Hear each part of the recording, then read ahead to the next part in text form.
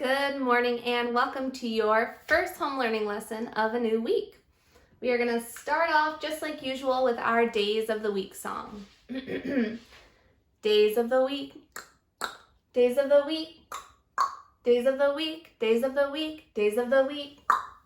There's Sunday and there's Monday, there's Tuesday and there's Wednesday, there's Thursday and there's Friday, and then there's Saturday. Days of the week.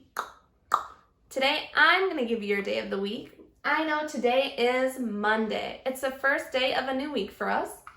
And our date is May 18th. So if I want to find where we are in our calendar, I have my month of May.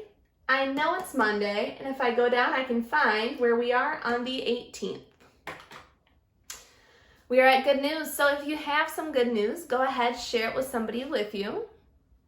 My good news today is my boyfriend's half birthday. So it's not his real birthday, but it's halfway until it will be his birthday again. So his birthday normally is November 18th. So his half birthday is today in May. So maybe we'll celebrate it a little bit. Your read aloud skill. We are still working on our story elements. So we're going to get a lot of practice with this to get really, really good at it. Our S is for setting. That's where and when the story happens. T is for talking characters. That's people, animals, or objects that are talking. O stands for oops, a problem. Remember, that's when a character really, really wants something, but can't have it. R, not even gonna worry about. And my last one, Y, stands for yes, a solution. A solution is how our character fixes the problem that they have. So today, while we are reading Max and Jane, we are going to be looking for a problem and a solution. So we'll have to keep our ears and our eyes ready to find those. Go ahead, you can open up your home learning packet to page 2 and page 3, please. Jane and Max like to play. They can play a game. Jane came to play. Max came to play. They like to race. Now, have you heard a problem yet? Is there something that Jane or Max want but can't have? Nope, we're still good. We can keep moving on. Mom and Dad have a box. It is a big red box. It is a gift. What is in the box, Mom? You can take the box. Now I have to stop here because I do hear a problem. Remember, a problem is when a character wants something but can't have it. Right here I'm noticing that they really want this red box, but they haven't opened it yet. So I'm going to say our problem is that they want what's inside the red box, but they can't have it because they haven't opened it yet. All right, let's see how they solve the problem. Jane and Max take the box. They look in the big red box. Look, Jane and Max see a cat. It is Kate, the little cat. Kate has a little tail. Kate is little and soft. Jane and Max like Kate. Kate likes Jane and Max. So when you're doing your constructed response today, it's asking you, how did Jane and Max solve the problem in the story Max and Jane? So we already said that the problem is that they really wanted to see what's inside that red box. So you can write how they solved that problem. All right, make sure you are doing your quick drill cards, whether that be Miss Patterson's video or if you like to do the flashcards yourself. And your quick write prompt today, it says write about the last time that you lost a tooth, or you can change it to writing about a time that you thought your tooth was going to come out, or maybe when you think your next tooth will come out. Your daily reading log, again, I have some books in your weekly outline that you can click and watch, or you can read your own books. And we're going to jump right into math. So go ahead, look at our picture. I want to know something that you notice and something that you are wondering about. So something that I notice, I can see there are a lot of baseball cards. Something that I'm wondering about. I'm wondering why they have so many.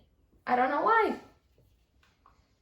And our story problem today, it says, David has 10 baseball cards. His friend gives him 4 baseball cards. Now I'm going to read it again. Listen carefully for the numbers that I'm using. David has 10 baseball cards. How many baseball cards does he start off with? Should be 10. His friend gives him 4 baseball cards. How many is his friend giving him? 4. And our question, it says, how many baseball cards does David have now? So before we start drawing our pictures and figuring it out, we need to really know what it's asking us. So it says David has 10 baseball cards. Let's say his cards are here. His friend gives him 4 cards. So his friend is giving him more. Then they want to know how many cards does he have afterwards. So what I need to do today is I need to add a group of 10 and a group of 4 together to see how many he has overall. So I'm going to go ahead and start right here. I'm starting with my number 10. And I know I need to draw 10 baseball cards. 1, 2, 3, 4, 5, 6, 7, 8, 9, 10. There we go. 10 baseball cards. Next, I hear that his friend gives him 4. So I'm going to draw 1, 2, 3, 4. 4 baseball cards. Now all I have to do is see how many he has all together. So I'm going to count all of these cards up. 1, 2, 3, 4, 5, 6, 7, 8, 9, 10, 11, 12, 13, 14. See if I got it right. 14. We have 14 altogether, and my number sentence explains how we solved our problem. We started with 10, we added 4 more, and then we got 14 altogether. So another way that you could have done this is with tally marks. So I started off with my 10 tally marks, 2 groups of 5. Next, I added another group of 4 from his friend. So when I want to figure out the total of this, I'm going to try to count by 5s today to see if I can do it. 5, 10. This one doesn't have a line across, so I can't count that as a group of 5. But what I can do, I already know that this is 10, so I can count 10, 11, 12, 13, 14, and still get my answer as 14, and the same number sentence too. So 2 different ways to solve the problem. And last but certainly not least are your math lesson pages. So you have 3 of them to do today, page 45, 46, and 47. You are still working on your addition, and it looks like they are starting you off with some shapes. That is all I have for you. If you have any questions at all, go ahead and send me an email, a message, or a call. I am always available. All right, thank you. Bye.